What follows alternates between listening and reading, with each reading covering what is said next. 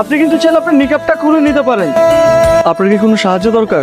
আচ্ছা, কথা বলতে প্রবলেম কি বলেন আমাকে। আপনি আবার আমাকে বিরক্ত করতে এসেছেন, আপনি প্লিজ চলে যান। আপনাকে দেখে অনেক বিপদগ্রস্ত মনে হচ্ছিল, তাই মনে হচ্ছিল আপনার কোনো সাহায্য দরকার। এই শহরে তো নানান ধরনের মানুষ থাকে, ভালো মানুষ খুঁজে পাওয়া খুব কঠিন। ঠিক আছে, আপনি সাবধানে থাকবেন। শুনেন, আমি আসলে বাসা থেকে পালিয়ে এসেছি। তারা আমার বিয়ে ঠিক করেছে অন্য একটা জায়গায় আমার অমতে। বুঝতে পেরেছি। তাহলে আপনাকে কিভাবে সাহায্য করতে পারি আপনি বলুন।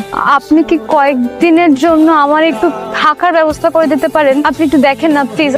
এভাবে মেয়েটাকে একা রাস্তায় কিভাবে ফেলে যায়? এই প্রথম কোনো মেয়েকে দেখে এতটা ভালো লাগছে। তাছাড়া একটা মায়াও কাজ করছে। বাসায় নিয়ে যাবো? আচ্ছা, আপনি কিছু না মনে করলে আপনি চাইলে আমার সাথে আমার বাসায় যেতে পারেন।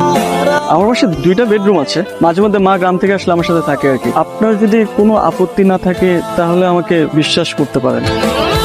হাতে এটাকে নানি নাকি? গ্রাম থেকে নানি রেডি আইছেন? ওয়াইফ রোশা। কি আপনার ওয়াইফ মানে? আপনি তো ব্যাচেলার, আপনি বিয়ে করলেন কবে? আরে এবার ছুটি দিয়ে যে বিয়েটা সেরে ফেললাম আর কি। আমাদের তো কিছু বললেন না। এটাই আমার বাসা। 2টা বেডরুম আছে। ওই পাশের রুমটা আমি থাকি, আর এই পাশের রুমটা মোস্ট অফ দ্য টাইম খালি থাকে।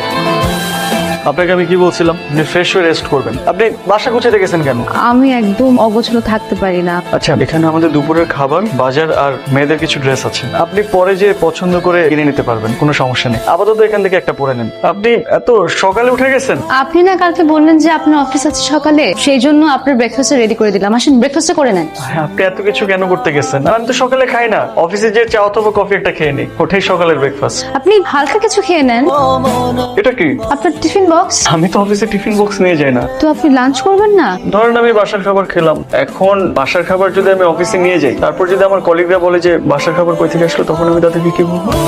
বলবেন আপনার মানে বলবেন না আপনি বাসায় একটা কাজের লোক রেখেছেন, সে রান্না করে দিয়েছে। আপনার কি মনে হয় আমি বাসায় একটা কাজের লোক রেখেছি?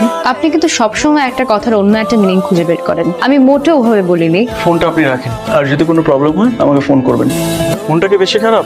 লুকাচ্ছেন কেন? কিছু মানুষ মন খারাপ করলে তার চেহারা সেটা বোঝা যায়। আপনার প্রচন্ড মন খারাপ। মানুষের জীবনটা অনেক অদ্ভুত। আপনার জীবনে কখনো কখনো এমন কিছু ঘটনা ঘটবে, আপনি হয়তো সেগুলো কখনো কল্পনাও করতে পারেননি।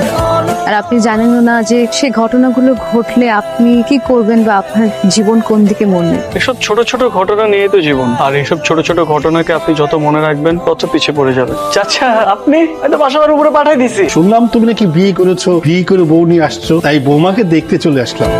তো বৌমা কোথায়? বৌমাকে ডাকো। রুষা, রুষা, রুষা। বৌমা তো দেখতে খুবই সুন্দর। চাচার জন্য চা বানিয়ে নিয়ে আসো, যাও। চাচা আপনি বসেন, আমি চা বানিয়ে নিয়ে এসেছি। না না, চা লাগবে না। রাফি তোমার ছেলের মতো, খুব ভালো ছেলে। শুনলাম রাফি বিয়ে করে বউ নিয়ে এসেছে, তাই তোমাকে না দেখে আর থাকতে পারলাম না। তুমি খুব ভাগ্যবতী যে রাফির মতো একটা ছেলে পেয়েছো। আমি দোয়া